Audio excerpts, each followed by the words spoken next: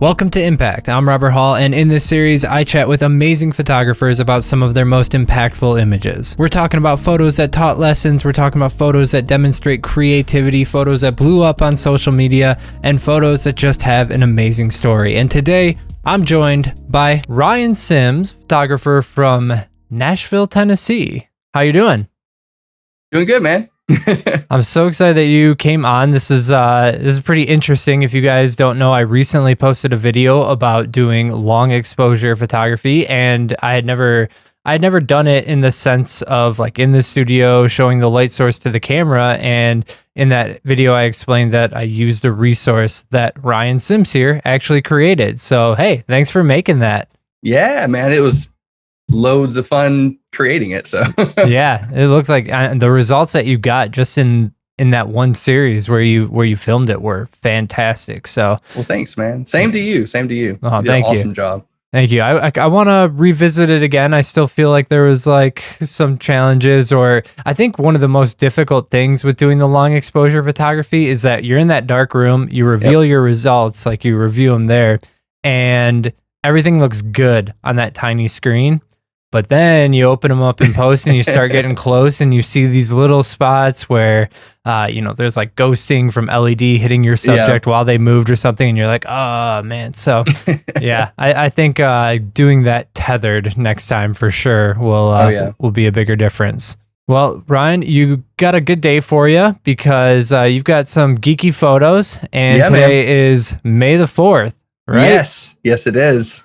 That's awesome. Star Wars celebration. Yeah, I got my Vader. It's kind of out of focus. I don't know if people at home will be seeing, but this is my pen holder right here. Oh, nice. I have I don't have it with me, but I have a Vader mug to drink coffee out of. So, and then, and like I said, before we started recording, I have two lightsabers that I'm going to start using for backlighting. They're just not here with me. Yeah, you got to mix that setup. That's going to be awesome when you get those on there. Some like really dark. Are you going to do like red and green, blue? I don't know, man. I might change the color according to the video. Okay. Yeah. If the video has like some type of theme, then I might change the colors for that. If it's particularly sinister, just do double red. Yes. Yeah. Absolutely. Well, we got your first image up over here on the right. So if you guys are new to the series, we go over basically images that are just impactful to the photographer that captured them. So they can mark turning points in the career. They could have had an impact on their business. They could have had an impact with their clients. And so that's what we're going over today. And this first one, holy cow, there's a lot going on in this photo. Yeah, you got tons of Photoshop going on here. And this guy in the back, I love it. He's just like over top. And this obviously clearly from a wedding. Is this a Scottish wedding? Yes, that's what made it so unique, is that, believe it or not, this is not the first like May the 4th type wedding I've done. I've done like three Star Wars themed weddings. Oh, wow. But this was like a Scottish Star Wars themed wedding, which I thought was super unique. Kilts and lightsabers. Oh yeah. And they all had lightsabers. And and there were so many details. Like I think if you zoom in on his chest, he also had like some type of Millennium Falcon pendant. Oh man! Oh yeah, I see the shape now. All kinds of stuff, man. It was fantastic. So one thing I like about this is like it looks like you have, this isn't just the couple involved. It looks like you got some bridal party members. It looks like you got some family. Like these people committed to laying on the ground. So what's really funny about this whole shoot, man, is we had a whole engagement session as well. Mm-hmm. And the engagement session, and I don't even know if you want to show all of that because that could be a thing in and of itself, but the engagement session was nothing but movie poster replica. So they wanted to do like Gone with the Wind, Zoolander, Star Wars. They wanted to do all kinds of stuff. And so literally it was, The Princess Bride. They did all kinds of crazy stuff. So it was, it started with the engagement photos. And then of course we, led into the wedding, but the wedding, man, they pulled out all the stops. First off, it was a place in Nashville, a little chapel, and so we actually went across the street to just like a random vacant parking lot. Okay. And literally just I set up the tripod, and I've got the behind the scenes photos, uploaded to that thing now if you want to check them out when the time comes. But the behind the scenes photos. I've got my tripod set up, and literally I'm like, all right, let's start with the bride and groom first. Let's go ahead and get you in your position. And then we're going to add in each person in the background, and we'll save grandpa. He'll be like the emperor shooting out the lightning. And everything. That's grandpa back here? Yes, grandpa. Oh, man, that's awesome. I think that is the groom's dad, if I'm not mistaken. And then literally everybody's like, what can I do? What can I do? I'm like, you can be a dead body on the ground in front of them. Yeah. Like we just kind of went through all of that and found something to do for everybody. And just, again, tried to keep the camera stationary to where everything was the same focal length. And so we're not really getting unneeded distortion and things like that. And so literally, like I said, in the behind the scenes photo, you can kind of see how we piece it all together. And then in the little speed edit I did, you can kind of see how we put it all together in Photoshop. But what was even cooler, I thought, is I've got a good friend named Mike Jones who does all the cosplay. I've photographed him as Spiderman and Han Solo and a bunch of other stuff. But he had like these, I'm not going to say life size because there's no way you could do a life size AT-AT. But the machine in the back, the big walkers and everything, he had like, gosh, they were huge, like toys of them. And so I actually went to his house and photographed with the same lighting and everything, these AT-ATs, and he had like the TIE fighters and the speeders and all of it. So like I went to his house and photographed those to composite in these images as well. And so it was it's like this big whole production that went into this whole image. But yeah, I just thought it was so memorable because it was a May the 4th wedding. Mm-hmm. And then they just pulled out all the stops for it. And I just, it really, as far as weddings go, it really kind of was up there. I was like, yeah, this is awesome. This is pretty fun. I just love like the commitment to the Star Wars theme, like even right over here. Oh yeah, she's got the BB-8. Yeah. Yep. Oh, so this was fairly recent then too. Yeah, I think this was, well, it was 2 years ago. Okay. Yeah, 2 years not too long ago. I'm pretty sure. Yeah, that's actually really nice that you had those models to photograph because, like you said, being able to get like that lighting direction all the same, like consistent for all of these in the background, and then also just like rights too, right? Like you're not having to go find somebody else's photo or use genuine art for this, and then you don't have to get into like the 3D modeling world either, which that's, I don't know if you do any of that. Like some of your future stuff definitely has me thinking you do.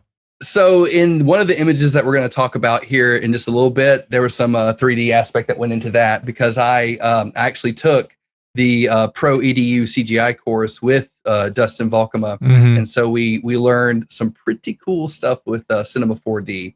And so, yes, we will talk about that just a little bit later. But in this one, no, I didn't do any CGI for that. Right. But and even the walkers and the TIE fighters, even that is really kind of a fun story in and of itself, because when I went to Mike's house to photograph them, I forgot to bring multiple lights. I think I only had like one light with me. Mm-hmm. And so I basically just put my camera on a tripod, photographed, the AT-AT with one light, the rim lights, and then did the main light. And so you had to composite your composite assets. I had to composite the composite. Yeah. I was like, wow, this is great. I came here not prepared. So I've actually got, I think somewhere, like a little behind the scenes thing I did on that, but it's like where you stitched like 3 images together. And then I think I changed the layers to the blending mode, lighten, I think. Oh, okay. So only the lighter stuff comes through. So it looks like there's a 3 light setup on the AT-ATs, and it really was just 3 shots with 1 light. So nice. Yeah. You do what you got to do to get by. You're there. Make it work, right? Yep. So this next one, I love this shot. This shot is epic. Thanks, man. So how long does something like this take you? You know, it really depends on the image. Like, you know, image like the one we just looked at, there were obviously a lot of components to it. A lot of elements. It's trying to keep some of the things that they request in there that they'd like to have, like some big epic battle sequence. So there's a lot of layers, a lot of moving parts. And obviously, you know, at least for me, it's kind of hard for it to look somewhat processed a little bit. Yeah. If that makes sense. But so a lot of moving pieces going on. Something like that would take, oh gosh. Well, I mean, it was an all day thing. Like there's no, maybe even some of the next day too. But for images like Batman and Wonder Woman here, they normally range around 2 hours, maybe even less, just simply because at this point I've done it so much that I've kind of refined my own workflow and tried to really narrow it down so it doesn't take 4, 6, 8 hours to do. But it also works really good because when you have some really awesome subjects and the lighting is good and everything is there, there's not really necessarily a whole lot of moving pieces to it like the previous image. Yeah. This one is like, you know, she's a layer, he's a layer. You've got this like layer of rubble in the foreground. You've got your background, and then, you know, certain of like color blending, the lasso effect, and then for the most part, I mean, I'm super simplifying it, but there's a lot more that went into it. But for the most part, those are the moving pieces, and you can kind of just pop them in there because they're the subject. You want them to shine, and yeah, there's not a whole lot that needs to, you know, make it look good because it kind of already looks good, if that makes sense. Yeah. I really like the costume here, dude, especially on Batman. Like this looks like so genuine. Legit. He's got maybe he just has the same chin as Ben Affleck too. Like just really, I don't know. It just looks really true to the movie here. So this, if I'm not mistaken, this was a company, a guy out of California named Reeves, Matt Reeves, I think is his name. Reeves Effects. When I think of Batman costumes, especially, I think of Reeves Effects. He, I don't know if you've seen it, but there's like this fan film called Batman Dying is Easy. It came out like last month and already has like 5 million views. Check that out. But he did for it's like Bat in the Sun. They do like superhero beatdown and a bunch of other stuff like that. But I don't know if you've heard of those channels or not. But haven't seen that one. But it's pretty cool. You have to check it out. But he does a lot of really awesome cosplay work, and they do other stuff. I think maybe you know, other superheroes and Star Wars and other lore. But he does an amazing job with this. And so these two people live in Murfreesboro, which is like 15 minutes away from where I live. So that's one reason why I worked with them. They live super close. She's a makeup artist, so she actually does a lot of work with other photographers in Nashville. And they actually do this pretty, I won't say full time, but pretty often. Like they do a bunch of charity work and everything. And so they often cosplay as Batman and Wonder Woman. And of course, her suit looks pretty awesome. It's got the armored clad, you know, kind of like the movie and everything. Yeah. She's tall. Like she's like truly an Amazon. Like she, gosh, she might be as tall as I am, and I'm almost 6 foot. And so, yeah, she's tall, and they both work out. They're both in shape. They look fit. But the muscle suit, I mean, that definitely helps out, you know, for fills you out a little bit. Yeah. But yeah, man, like I literally was at a point in my life where I was just like, man, I just kind of want to do what I want to do. What do I want to do? And I was actually about to start working for a company full time and kind of just do photography as a hobby and not really, you know, do it as like my full time job, but just to kind of do it as a hobby. And I'm like, okay, well, this is going to be a fun time just to explore and do whatever I want to do. And I saw these people. I'm like, oh, that'd be pretty cool just to do something fun and different, very movie poster like. And I contacted Adam and Shannon, which is funny because their last name is Prince. Adam, like Adam West, Batman. Shannon Prince, like Diana Prince, you know, Wonder Woman.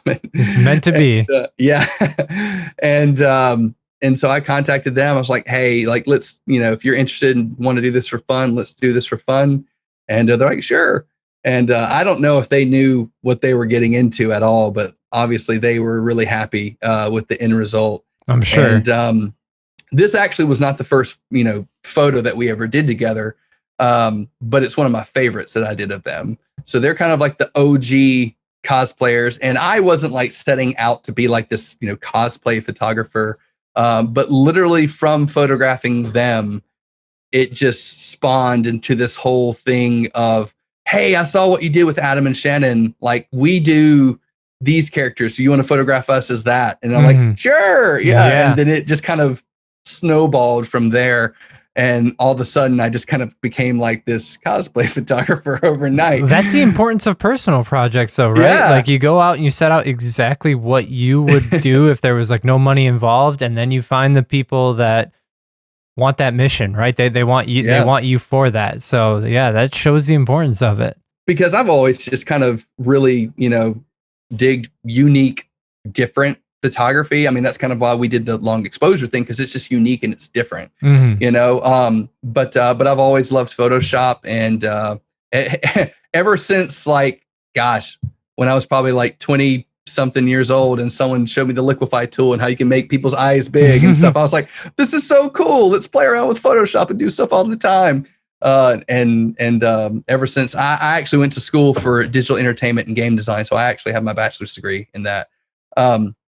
But my very first class was visual design theory, and that's where we really kind of dove into Photoshop. So ever since then, I've just been like, I love Photoshop. Yeah. What can we do in Photoshop?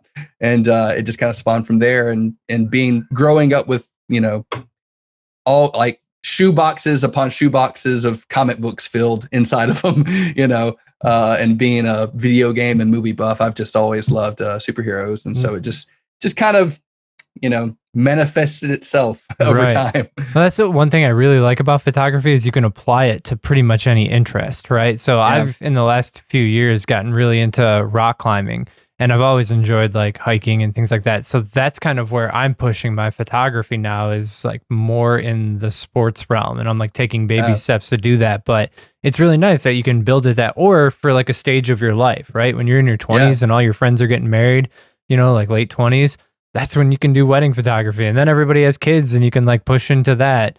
You can do either what's really available to you or what is, just your passion. This next one, I guess we should probably say spoiler alert if you haven't seen Avengers Endgame yet. So I really love the story behind this image, just because. So I've only gotten a photograph. This guy's name is Tim Rucker. He is a super, super cool guy. And it's so funny because I've only photographed with him twice. And both times I've photographed with him, it's like we predicted the future together. Because we did a shoot, was it January or February of this year? I can't remember. But it was right before The Falcon and the Winter Soldier started.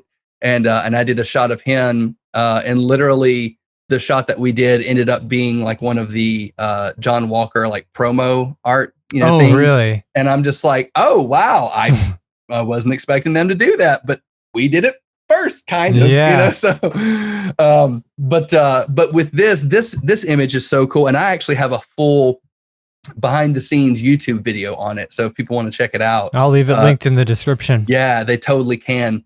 But it's so funny because in the YouTube video, I wanted to make it so clear in the YouTube video that like, this is a week before Avengers Endgame comes out. We're super hyped for this movie. I actually did not know that this event of Cap lifting Mjolnir happened in the comics. Tim was sure to let me know that that actually did happen in the comics, but I didn't know that at the time. And so I was just like, wouldn't it be so cool if this actually happens in the movie? Because they kind of gave like a little nod to it in the teaser way back when everybody was around the table trying to lift Age of Ultron. Yeah. And I'm like, that would be so cool. I don't know if it's going to happen, but it'd be really cool if it happens. So in the video, I'm like, but you know what? We're going to call it right now. This is going to happen in Avengers Endgame. So made it very clear that we were not trying to go into spoiler territory, that like we're just making a fan prediction. And like people for years have, digital artists and stuff have done like their own little recreation of this. So it's not like it was a new thing before the movie came out. It had been done many times before. But we did it, and then I edited it and posted it before Endgame came out. And I guess used all the right proper hashtags or whatever, because even to this day, it's still like my most liked image on Instagram. Yeah. Just because I guess the timing was perfect. But I just thought that was so funny that we did it. And then literally, so we had like a cosplay group, like Mike, the guy I've told you about, who Mike Jones. did the Star Wars. Yep. Him and Tim and his girlfriend and a bunch of cosplayers, we got together and like, let's go watch Endgame together. And when this scene happened in the movie, we both stood up and were like, yes, we called it. We did it. Looking like, at each other. It was so funny because never in my life, for one, have I ever witnessed a crowd reaction like in Avengers Endgame. Like the things that happened in that movie, people just went nuts over. It was like people invested into a storyline for 15 years. You know what I mean? It was like your favorite team winning the Super Bowl in like at least 3 big moments of the movie. Yeah. And oh man, I'll never forget that. It was so cool. But like me and Tim were both like, yes, we did it. And I'll never forget. I laugh about it, but at the time, like I had one person, I won't mention who it was, but I had one person reach out to me and they were so convinced that I was the sole reason that I spoiled their Avengers Endgame experience. And like, they just would, I'm like, hey, listen, this happened in the comics a long time ago. Like we shot this before the movie happened. I have proof to show that we shot this before. I edited it before. I am free of, my conscience is clear about this because like this was just a fan prediction that many people have done before. And they're like, no, it was your fault. You ruined it. And I'm just like, so silly. I don't know what to say. It's like the facts are the facts. Like, I don't know what, I'm sorry. I don't understand how somebody could be that like emotionally distressed about it, which would indicate that they are like into the comic world, but then also not have the understanding that like almost everything in the comic world has happened with like the alternate universes and stuff. Oh yeah. Like, I mean, there's worlds where like Batman is basically the Joker, right? Like you know what I mean? Like there's these really like off the wall projects that maybe you just like don't know of, but if you're a fan, then like you at least know of the depth that it goes. This is like getting mad that you say before Civil War you photographed like Iron Man and Captain America fighting. Like no, that happened, right? Like there's source material. And I actually did that with Tim. Did you really? Yeah. We had like this I don't know, like foot tall Iron Man, and it looked super legit. And so we have like the whole like him with the shield and Iron Man shooting the stuff at the shield, and it was a lot of fun. So we did a lot of stuff in that shoot, man. But I feel so bad if this photographer is watching. I'm so sorry, but like it's not my fault. The really cool thing about doing this type of work is you can kind of revitalize it like time and time again in these cycles of when these things have popularity, right? Like undoubtedly there's going to be more Marvel movies, and it's very likely to get refreshed again in the future, like once we move past this cast and everything, or they're picking up the shows. And I saw today even you had the Vader post, right? So like you get to use those like again and again as it has popularity and can constantly take on this new life in social media. So that's really cool. And it's so funny too, because like I didn't plan that. Like I was like, I have like this queue of images that I want to post on certain times, and then you told me that our interview was going to be on May 4th. And I was like, oh, that's really convenient that I talked about that wedding because it's May 4th and we didn't plan that. But then I was like, oh man, it's really convenient that I want to post this Vader image because it's May 4th. Like I genuinely didn't plan that, Yeah. But awesome. It's funny how that works. Well, and next up, you've got a few, it looks like 4 shots from this series. And if these look vaguely familiar to you guys, I think it was like this one in particular, or at least photos from this set that I was kind of drawing attention to in Ryan's educational course on PPA. And this one specifically, I love the effect of this light. So I was super pumped that you shared how you could get that effect in that tutorial, because like that's a really cool look. It almost looks like like vapor waves in the air. Yeah. It almost looks like rendered after the fact, right? Right. Like Oh, something yeah, that like you an would overlay or something like that. yeah, Yeah. absolutely, absolutely. Whereas like, these look like LEDs moved around, but this Mhm. just looks like, something else entirely. So for it to be made with LEDs is really cool. Yeah, that's smart. I probably need to make like a stock pack of Yeah, get on that. lightwave Overlay pack. overlays. Yeah. Heck yeah. But yeah, man, like I've got another shoot that I did with another model, probably almost exactly a year before this shoot, where I had like a laser pointer on my keychain, Mhm. and we just did a bunch of like scribbling and other stuff like that with the laser pointer, and just had a lot of fun with that. And I've gotten to play around with light painting a lot in the past, and actually I was inspired by Jake Hicks, and because I follow him on Instagram, and I just love a lot of his work. The And so I saw Sultan his of work. Saturation. Yeah, yeah. And so I being a pro EDU member, like, I have access to all the courses and stuff. So I watched this course, and I was just like, dude, this is really cool. I mean, this is taking it a step further that, from the stuff that I've done in the past, but like I really, really enjoyed watching his course. And I knew of lightpaintingbrushes.com, and how they sold a lot of these things. But then when he mentioned it, I was like, oh, okay, yeah, I see how he did that and everything. And so just playing around with it and wanting to kind of take it to that next level. I saw those tools. I'm like, I'm going to order some of those tools. And it was funny because some of the tools that I got, my 2-year-old actually found, and I think threw one of the pieces away in the trash. I actually found my phone today in the trash. Who needs it? I was like, hey Siri, where are you? And they're like, I'm here. And I'm like, where is here? And I look in the trash, and it's in the trash. But it was funny because after I did this course with the PPA, light painting brushes reached out, and they're just like, hey, because I told them, I was like, I was missing some stuff, and they were just like, hey, we heard about what happened. Let us send you a bunch of stuff for free. I was like, yeah, that sounds great. That's awesome. But yeah, we did this at Studio 615 in Nashville. Super awesome place to shoot.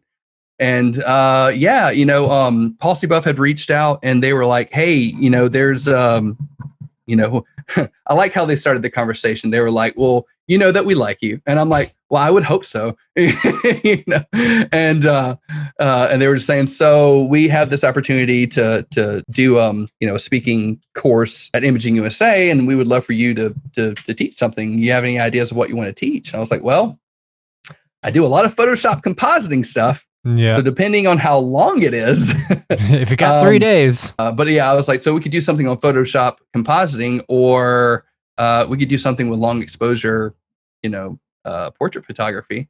I think that could be a lot of fun. And there's like, yeah, that sounds different. I'm like, let's do that. I'm like, yeah, it is different. Let's do that. Mm-hmm. Because I knew that I knew just from doing the Photoshop compositing stuff, it's so much work on the back end, but the front end is usually a little bit shorter. Once you get your lighting set up, it's you take the images, and then it's all the work hours. Is after the fact, right? But I knew for this, it was going to be, all right, let's take all of the long stuff and set that up on the front end. And so the back end is going to be less editing. And so I was like, yeah, let's do that. It'll be a lot quicker. Yeah. And so, yeah, we did that. And, Anthony and Kim, who are the marketing and video people over at Policy Buff, they came over, and we set everything up. And I had my buddy Mark, who was I say in the video, the lighting ninja, because he was dressed in complete black with black gloves and everything. And even more so in 2020 when you're wearing a mask, right? Yeah, exactly.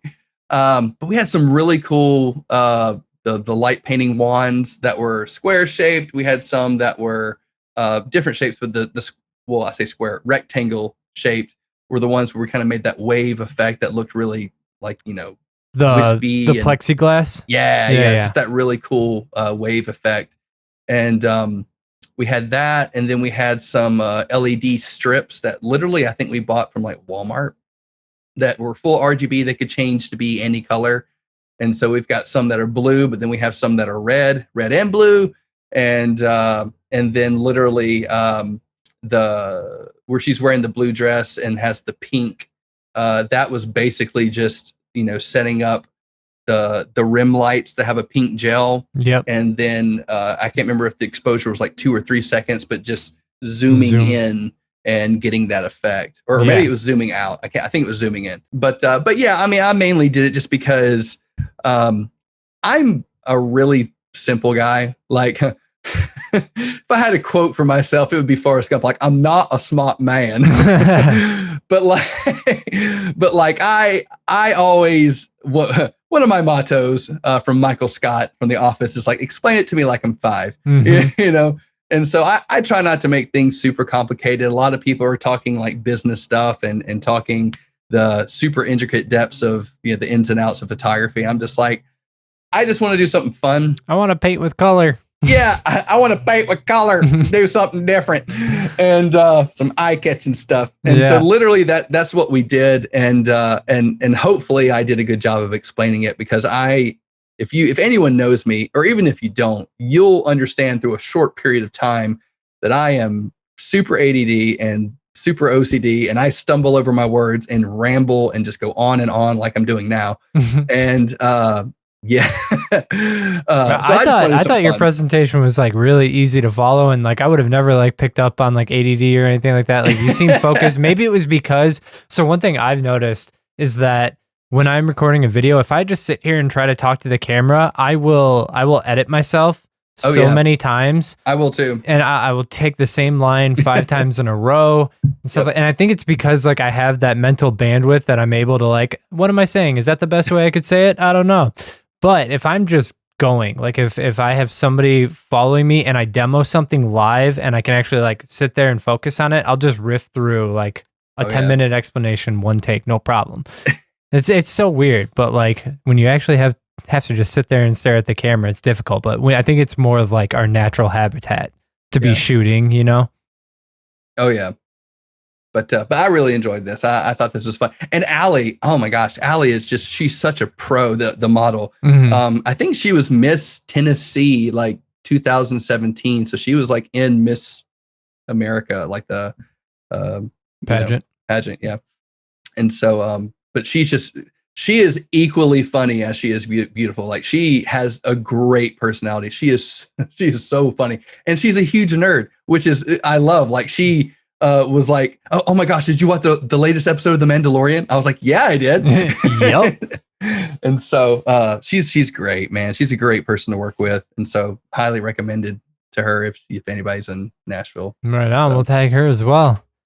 Oh man, this one is awesome. This one almost like doesn't look like it started with any real assets. You know what I mean? Like it is like such a perfect blend between like reality and animation. It looks I appreciate it, man.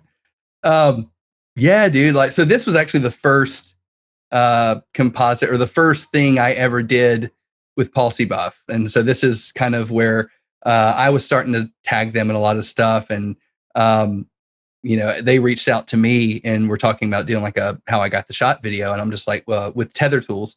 And I was just like, yeah, let's totally do that. Because I'm assuming, at least according to what they told me, not a lot of people do this type of work. And so because I was in Nashville, so close to where they're located, and so I was local, that was a plus. But also the fact that, it was just different stuff that I was trying to show off and get their attention. And that's one thing I love so much about Instagram, is that for the most part, I've noticed in the photography world that people are very approachable and are willing to chat with you. And I love that. I love that so much. I think I think when you're starting out as a photographer, you think like all these brands are like untouchable. You can't talk to them, right? Like you feel like you're calling, like trying to contact them would be like trying to call Target or something like that. And like, but no, like a lot of them are very like intimate operations, right? And they have these like really in-depth communications, except Adobe needs to talk to its users more often. I would have never thought that Canon would even know that I exist, but like they follow my work and will comment on my work now. And so, so I'm really thankful to Palsy Buff. I love them. I love their equipment, and they're just awesome people. I assume, are you using the Link now? I am. You love it? Yeah, I like it a lot, dude. It's got some crazy specs. Cool. Like, man, I So I was a Policy Buff user for a long time. I kind of honestly, I like worked up my whole strobe setup was Policy Buff. I started with Alien Bees, and then I got into White Lightnings. I bought like 5 White Lightnings that this studio was selling. So they were used, they were older, but those, Policy Buff lasts forever. And then after a while, I moved up to the Einsteins. And like, man, I loved them all. They were awesome. Yeah, if you've never looked at a White Lightning at full power flash in your face before, man, yeah, I think like I could feel it in the back of my skull. Yeah, like, you can probably still see it. It shined through me. Yeah. But this was really cool just because, well, for one, again, I'm a huge nerd. Spider-Man's always been my favorite comic book. And they asked me, they were like, hey, what would you want to do it on? I'm like, I don't really know, but because I've been doing a bunch of cosplay stuff recently, I kind of want to do something that I think will be current for the time that when this releases. And I think Into the Spider-Verse was actually coming out by Sony around not too long after the time that we shot it. Yeah. So I was like, let's try to do it. And I try to time a lot of things based off of what I'm shooting. If there's some release that's coming out, I try to consider that and not just luck up into it like May the 4th. Yeah. Yeah. But so we did this, and I had a handful of people that I called upon to do this. So if you look in the back, you've got this girl with blonde hair who's Spider-Woman. So her name's Courtney. She is actually also Spider-Gwen up there. And so this was actually kind of based off, this is really kind of a recreation of a Spider-Verse comic book cover. Mm-hmm. And I took a couple of liberties with it just because the whole Spider-Gwen, Gwenom, things like, you can see like the Venom symbiote kind of like coming off of that wasn't in the original, but she had both costumes. I'm just like, well, let's try to do something fun with that. And so again, there's a whole behind the scenes video with that. And then I've got images and everything, but yeah, so we kind of did, the whole Spider-Gwen / Gwenom thing. And then instead of having the comic book version of Iron Spider, we did like the MCU version of Iron Spider. And so Iron Spider, Ultimate Spider-Man that's there in the front, and then Spider-Man 2099 at the bottom. Those are all Mike Jones. So it's all 3 the same guy. So you have 3 models in here? Yeah. So it's Mike. He's 1, 2, 3 Spider-Man. Yep. You've got David, who is Miles Morales, the black and red. And then Courtney is, Spider-Woman and Spider-Gwen. And then Jared in the back is like the PS4 Insomniac Spider-Man. And I was actually really happy because I asked him, I was like, hey man, you want to do this shoot? I would love to do the PS4 version of Spidey because I love that suit. And he actually does a really awesome Ezra Miller Flash that he like custom built and everything, and it's super amazing. So he had never done Spider-Man before, but he straight up like bought the costume and everything. He's like, yeah, let's do it, man. and that's what I love is that a lot of these people get super pumped and excited because they just want to be involved. Mm-hmm. So like, they'll just like, yeah, I'll buy it. Yeah, let's do this. And so yeah, it was super cool. I think we photographed at Vine Studios in Murfreesboro, and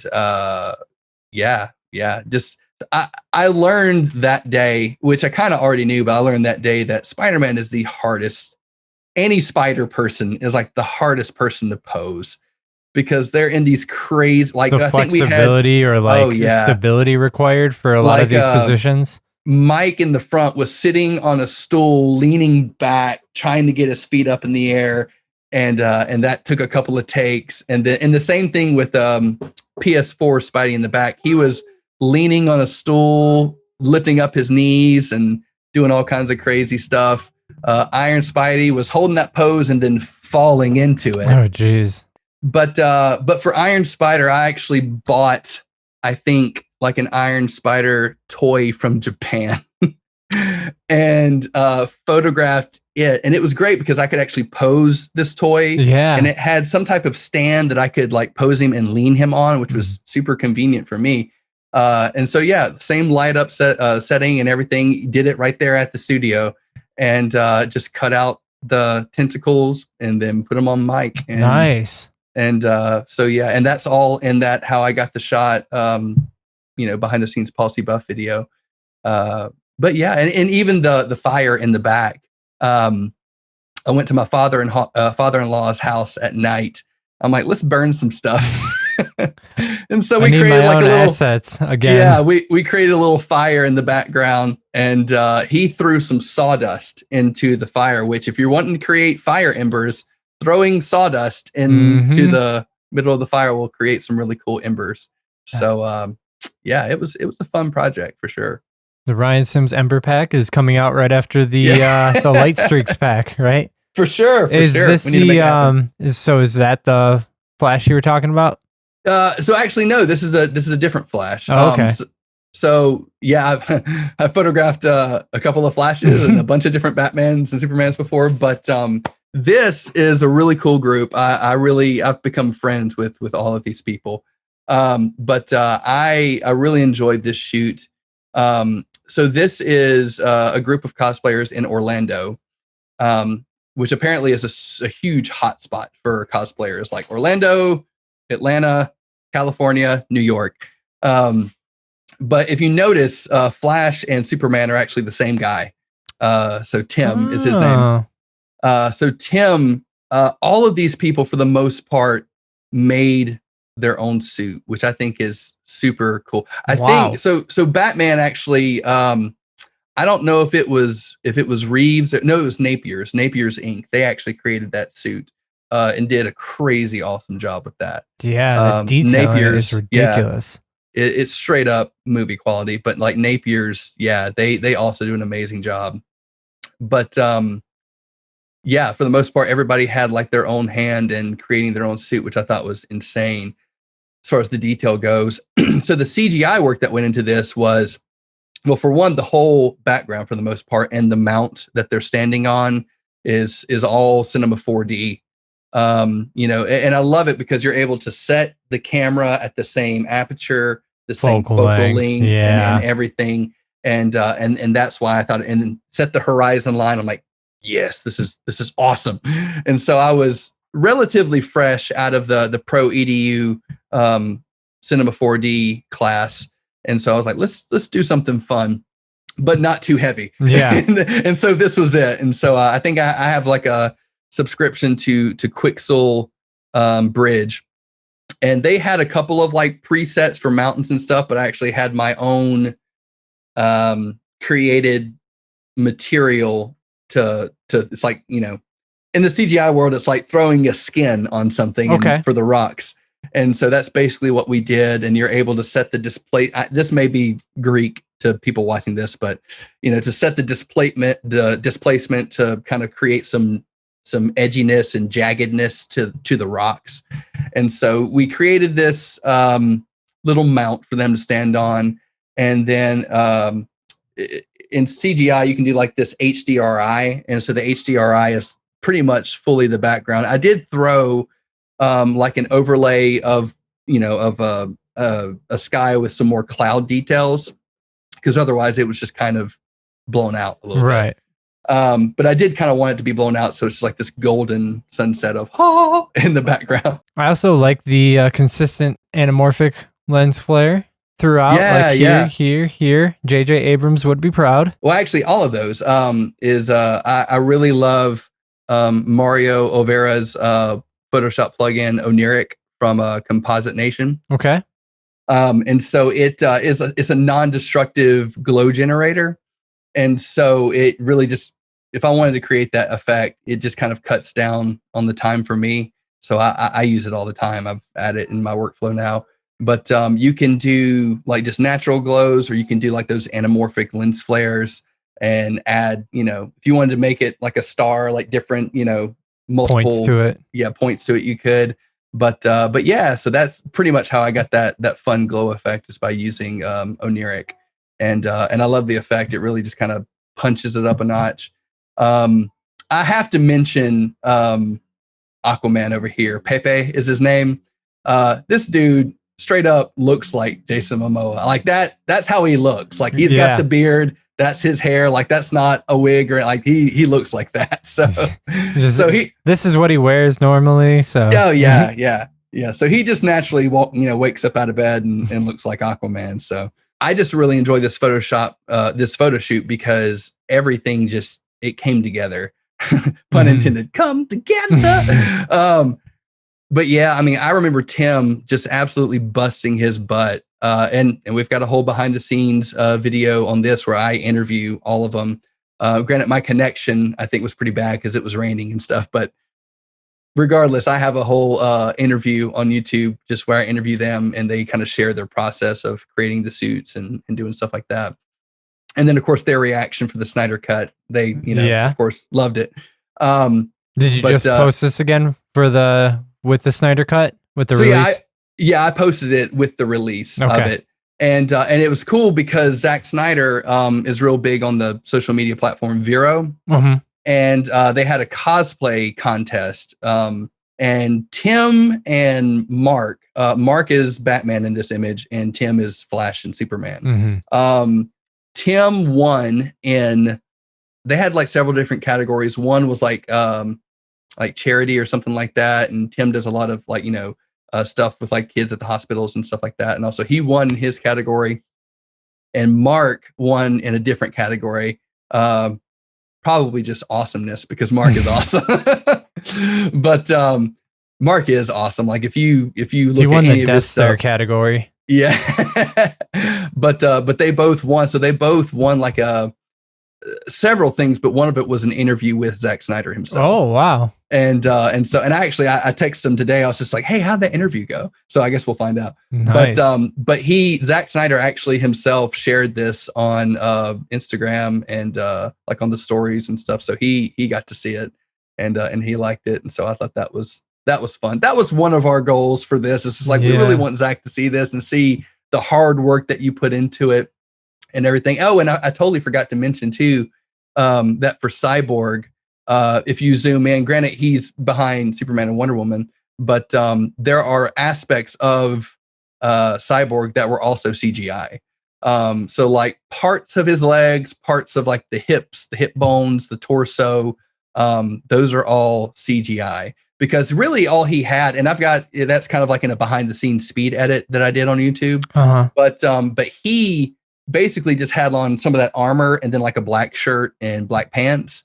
And basically what I did was cut the black shirt and the black pants out and then had like an Android type model and positioned it, lit it in 3D and then so that's what all this texture, like the scaly kind of texture is. So again, it's like a composite within a composite. I had to do him first and then drag him in and do that. And so and I've got and I have a solo of each one of them, like standing on the mount. Oh, cool. Which is fun for them. Yeah. But yeah, man, a lot of blood, sweat, and tears went into this, especially mainly for them because they really wanted this to happen.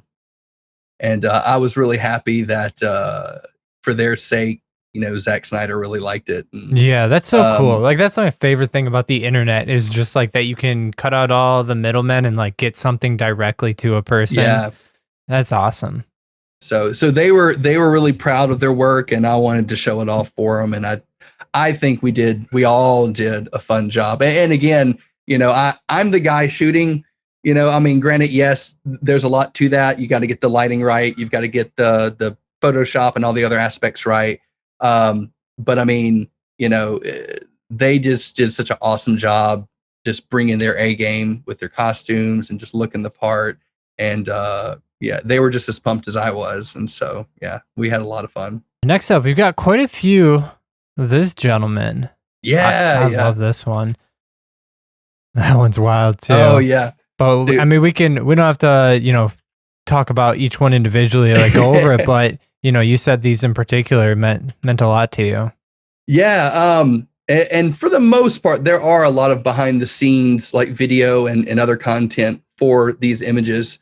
But yeah, this is Sam Tinnesz. And if you don't know who Sam Tinnesz is, you should, just because he does some really awesome music. He's one of my favorite artists. Awesome dude.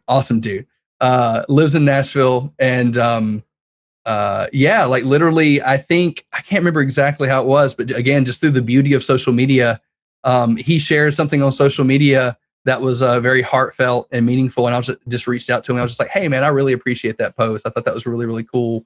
That as an artist, you know, it's not always just about the hustle and grind, but you're actually sharing your heart, and I just really appreciate that." And my wife's back. She's like, "I'm back." You're like, "Thank you." And he was like, "Yeah, thanks, man." It's like, "By the way, you do some really cool work." I was like, "Thanks, man. We should do something sometime." And he was like, "Yeah, we totally should. When are you free?" I'm like, "Oh my gosh." That's so awesome. And so, yeah, like he was explaining to me some of the stuff that he was working on and some of the stuff that he wanted to do. And he has like this really cool song called Play with Fire. And it's got like, oh gosh, I think it just recently broke like, I don't know, like 100 million, wow, or streams or listens, or yeah, on Spotify. I think it's that much. I don't know. It may be more, it may be less. I don't know, but it was a lot. And so yeah, so we did some fun shoots, fun shots of this, and you can kind of see the lighting setup. We had some orange gels behind him and everything. But yeah, oh, you didn't really light this car on fire? Right. It'd be expensive. So the area, which is super dark, but the area was actually an area behind the Super Target in Smyrna. And so I shot it, roughly at the same millimeters and everything, got down low so I could kind of get the same angle. But yeah, so it's just a big open lot behind Super Target. And the car was actually a really cool muscle car that I shot from another artist photo shoot and brought it into this. And I think, if I'm not mistaken, the fire was shot at like a church bonfire. Oh, so you captured the fire again? Yeah. And so it was super fun. I don't always use my own stock. If I have to use free source or pay for it, I will. But I try to do some of my own stuff when I can. And so yeah, this was a super fun shot. And just because the song blew up and was literally, yeah, and was so fun, I really enjoyed this image. And then he's got another one called Bloodshot, which is that red image. And so it kind of has some themes, a little bit like, from inspiration from like the movie Bloodshot, just like that circle. So kind of doing a hybrid between the comic book world, but also that long exposure, because we did a little bit of long exposure portrait photography with this, had him kind of turn each way and, have the shutter drag in a completely, dark room with the red gels, but then flashing it when he's looking straight on at the beginning, and then doing that. And so that one is LED lighting each side profile. Like, so when he moves, it's a LED, but then you get a little bit of motion blur. Right. Yeah. So we had like a main light, over the top, but then we had two strip boxes. It was all Einstein's set up, but we had like two. No, it wasn't strip boxes. It was just like normal Einstein's with just like color gels on them. There was no like modifier necessarily. Oh, so not even LEDs. You're just gelling like a soft box here. Yeah. Okay. Yeah. And so literally just flashed it and then had him like, and like hold that for like 2 seconds, and then over here, hold that for like 2 or 3 seconds, and then and it was some trial and error to get it right, but it was super fun. And then we had some of those little wavy effects in the background from like other takes. I used as overlays. Nice. And so yeah, it was a lot of fun. And then the rest is just kind of experimentation through Photoshop. He had a song called, oh gosh, I can't even remember. One was White Doves and Warplanes. It was the name of the album. And so the White Doves is this shot. He wanted something that looked like he was kind of like in a cathedral or like, church setting. And the White Doves, very John Woo like. Yeah. And then of course Warplanes, which was very Call of Duty-esque, Yeah, I was gonna say this looks like Battlefield. Yeah.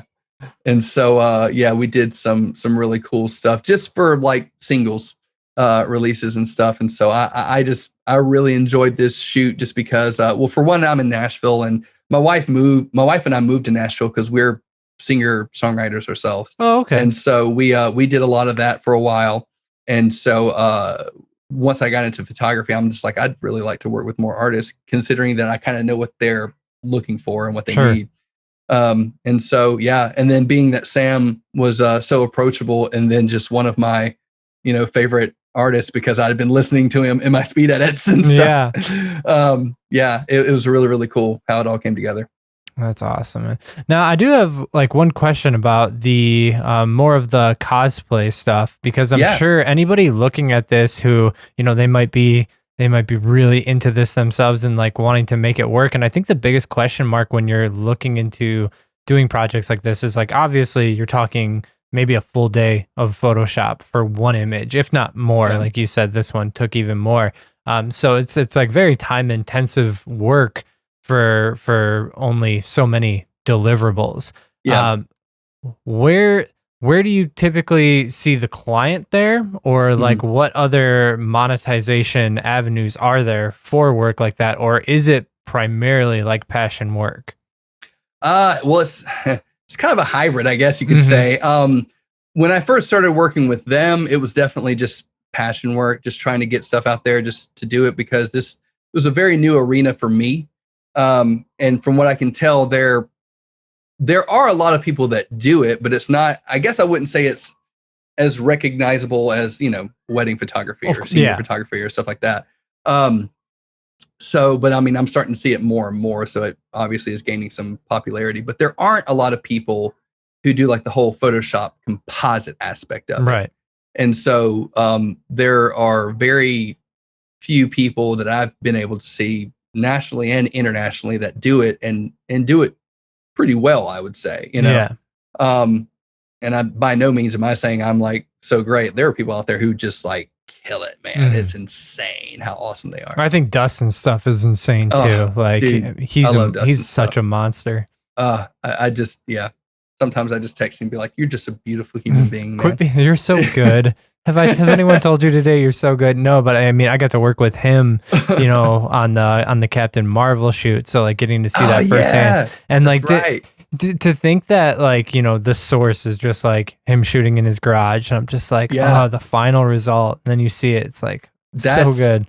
That's what I do. Like I would probably say 80% of everything I've ever shot has been in my tiny 1-car garage. This was shot in my tiny 1-car garage. Yeah. I mean, I suppose if you're building your whole environment, then like all you need is that clean shot of them, right? Yeah.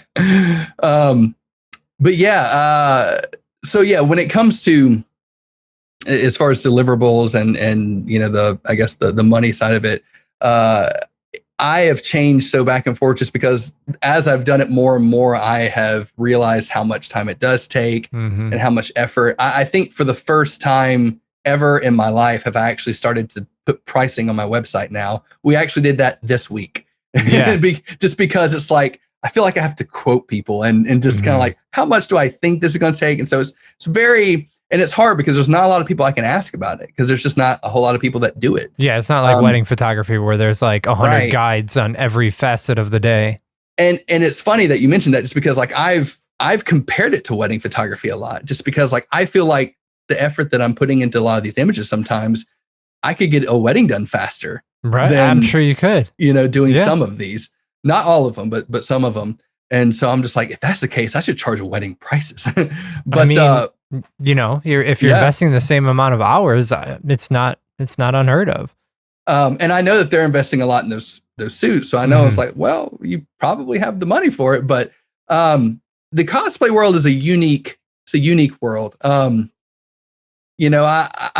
noticed that a lot of times either they don't have the budget for it, or they're just not willing to pay it. I don't know. And so it's interesting trying to find a balance, but I've kind of gotten to a place now to where I'd be like, hey, for the work that I do, we're going to charge this price now. And so I've kind of got like a package deal, so to speak, to where it's like, you pay this amount, you get X amount of deliverables. If you want more, it'll be this price per composite. And so that's been working.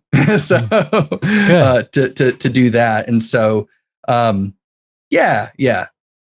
try to price it out based off of how long I think it'll take.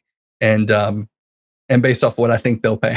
Okay. So, I mean, I was just wondering, like, there is an avenue for, like a fair time compensation for this. Cause like, you just don't know when it's things that are like purely passion projects. And also, if people don't have an understanding of the time that goes into this, then it's really hard to sell it. They may like see this and go like, oh, cool. Like a lot of people just have this blanket idea of Photoshop that like you're able to be like beep, boop, boop, boop. And things just look amazing. And it's like, that's not what it is. It takes so many hours to get things to look like authentic and real. It always helps when people bring what they need for the shoot. It's like, oh yeah, by the way, but it's just like, it'd be like Cap coming in and be like, oh, by the way, you can Photoshop the shield in, right? Yeah. I'm like, I could, but I really don't want to, but because that's like plus 3 hours, you should have the shield. Yeah. You know what I mean? Like if you're going to buy the suit, you should have the shield. Right. Like I shouldn't have to do that, So it's like, if you're bringing your A game and, making sure that you've got everything that you need, then I can do my job right, Right. Yeah, you almost need like a little. You almost need like a little kit, like guidelines, so that people know to like have all the accessories. Be prepared in this way. Don't try to bring a garbage can lid as a Captain America shield and like think I'm just gonna like swap it in place, because like that's just hours. That you're gonna be investing.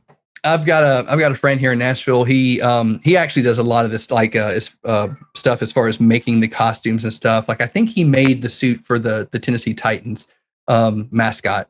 But he straight up has made like a full on like Mandalorian helmet and suit and everything. So like he knows what he's doing. His name is Grayson Peters of Halifax. That's his company. But I remember something that he said that really stuck with me. But he was just saying, like, when it comes to doing this type of work, like, don't cut corners. Right. Like if you're, and he's mainly talking from the cosplayers aspect, like if you're going to spend this money and make sure you've got like a movie quality film accurate costume, then go the extra mile and get the film accurate photography. Like just do it up. You know what I mean? It's like, if you're going to invest in that, invest in this. Don't cut your corners, because so many people will get the costume, but then they're satisfied with like cell phone pics. I'm like, that's such an injustice. Right. Don't do that. Right. That. That's like, I'm trying to think of an analogy, but I mean, it's like buying the, ultra high res 60 megapixel camera and then turning around and, getting the cheapest lens. Like you're not going to realize the full potential of the camera with that cheap lens. Right. Absolutely. Oh, well, I think that's a nice little spot to end for everybody. Everybody can relate to that. So, man, thank you so much for coming on, going over all these detailed shots. And I really appreciate like your transparency, especially as we get into like, some of those hard topics like pricing and everything. So, really appreciate that. Love what you're doing. Can't wait to see what you post next. What's the next big release that you're looking for? You got cooking something up, or I'm working on a really cool Vader and the Emperor like series that granted I released one of them today for May 4th, but yeah, I'm working on. I've still actually got Photoshop open right now to try to finish it out, but yeah, that and gosh, there's a bunch of stuff, man. There's just a lot of stuff. Like me, there's like 20 projects that are pending at one moment. Right. Yeah, I feel that. But it's fun, especially with this type of work, because they kind of come into it knowing that like this takes a lot of time. So they're not expecting it like next week.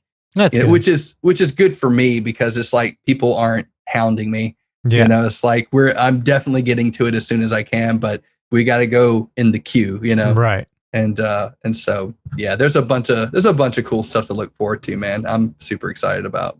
Cool. Well, you guys heard it. Make sure to follow Ryan on his Instagram. I've got it across the screen right now. You can check out all his work. And he mentioned so many, utilities and tutorials and stuff today. So in the description to this video, I'll make sure to put all of that. I'll try to get all those BTSs that you said. You have a ton of BTS videos that we can put in here, so that you can see more detailed breakdowns and the speed edits and all of that stuff. Just more accessibility for all the stuff that we went over today. So you guys might be spending the whole next week watching Ryan now. And you can include this if you want to, but I do have like a a Gumroad/Ryan Sims or gumroad.com/Ryan Sims photography account where I do have some purchasable stock images, tutorials and things like that. And then a full on like digital workshop where I do actually kind of break down the whole like Photoshop compositing process from, how I normally try to come up with concepts all the way to the shooting and the execution of the Photoshop composite. And so that's always fun if people are interested in checking that out. All right. We'll leave that link too. We'll make that the top link. All right. Well, thank you so much for your time, man. I really appreciate it. Dude, thank you so much. It was my pleasure.